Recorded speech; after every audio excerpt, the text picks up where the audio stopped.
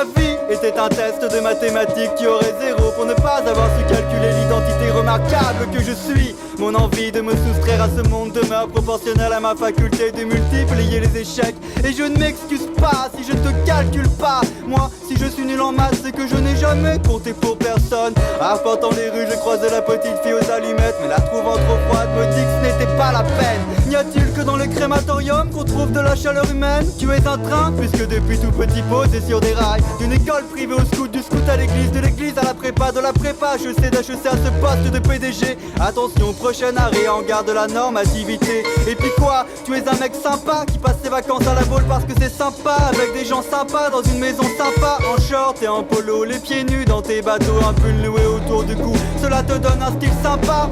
Que dirais-tu si demain je venais défoncer ta famille, tous les tiens dans ma main, ton père de golf préféré, ma chemise rose ensanglantée, de ta fille, de ta femme, de ton chien, de ton père, de ta maîtresse, de ta mère, elle sèche tes larmes, je ne vais pas vraiment le faire. Tu te demandes pourquoi, mais cela ne serait pas très sympa. Si nous allons à la piscine, fais-moi penser à t'acheter des bouées. Tu ne t'es jamais mouillé, donc j'en déduis que tu ne sais pas nager. Aujourd'hui tu viens de t'acheter un nouveau canapé. Il te plaît? Ça va? J'espère que tu es bien assis.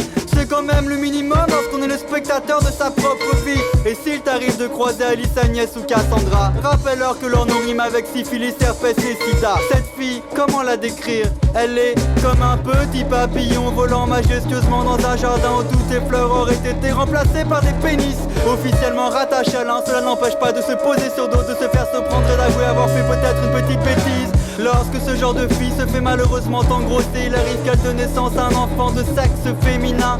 Voilà la manière dont les salopes se reproduisent. Dans 20 ans tu ne seras plus qu'une pute sur le retour. Et j'espère bien que quelqu'un aura l'idée de te crever en chemin. Dans la vie seul le contexte semble compter. Ainsi un type assis sur un banc, les cheveux longs et sales, mal habillé, vomissant de l'alcool et sans nul doute un SDF un petit peu éméché. Dans une soirée un type, les cheveux longs et sales, mal habillé, affalé sur une banquette, vomissant de l'alcool est un branché. Et dis à ta petite amie que ce n'est pas la peine qu'elle porte des moon boots, des collants roses, une jupe à fleurs et un blouson Prada. Elle ferait mieux de se balader avec une pancarte sur laquelle elle aurait inscrit: je vous en prie, s'il vous plaît, regardez-moi. Ce que les médecins nous cachent, c'est que nos cœurs sont pleins de vide. Surtout ne nous appelons pas frères, cela augmenterait les fratricides. Et les historiens se trompent, cherchent des causes compliquées aux guerres, alors que depuis nos balbutiements, il n'y a que des batailles d'ego.